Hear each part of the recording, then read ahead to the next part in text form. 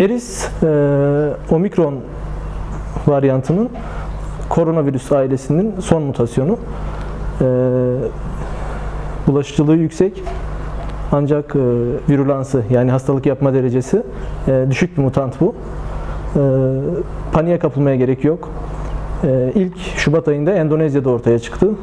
Ülkemizde de Eylül 15 itibariyle görülmeye başlandı. Koronavirüs son mutasyonu yani Eris varyantı koronavirüs ailesinden. Belirtileri üst solunum yolu enfeksiyonuyla aynı belirtiler aslında. Üst solunum yolunu genelde enfekte eder.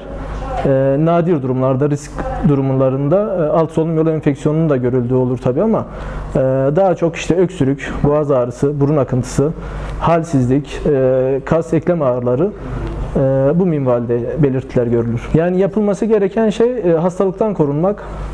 Bu konuda özellikle risk grubundaki vatandaşlarımızın mutlaka kalabalık alanlarda maske kullanımı önerilir. Sosyal mesafeye dikkat edilmesi. Başta el olmak üzere kişisel hijyene mutlaka çok dikkat edilmesi gerekiyor. Bunun haricinde şu an yapacak bir şey yok. Aşılamaya devam edilebilir. Aşı olmak isteyen vatandaşlarımız ek dozlarını yaptırabilirler. Ancak koronavirüs özelinde bizim herhangi bir şu an mutanta, varyanta karşı toplu bir aşılama programımız yok. Böyle bir planlamamız yok.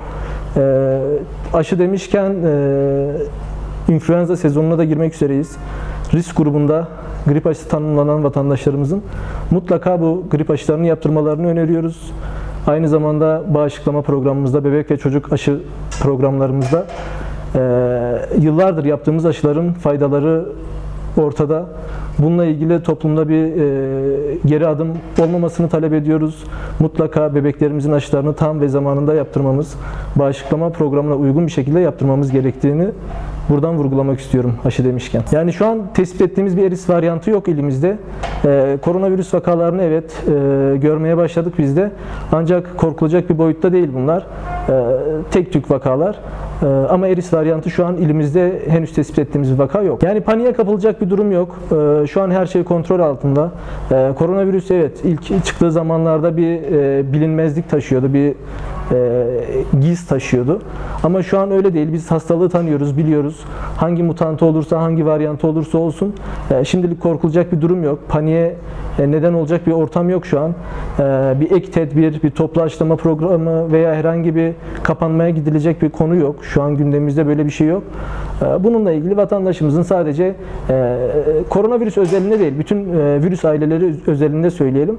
Kişisel hijyenlerine, toplu alanlarda yaşam kurallarına dikkat etmesini öneriyoruz. Bunun haricinde ek bir önlem, ek bir şeye gerek yok.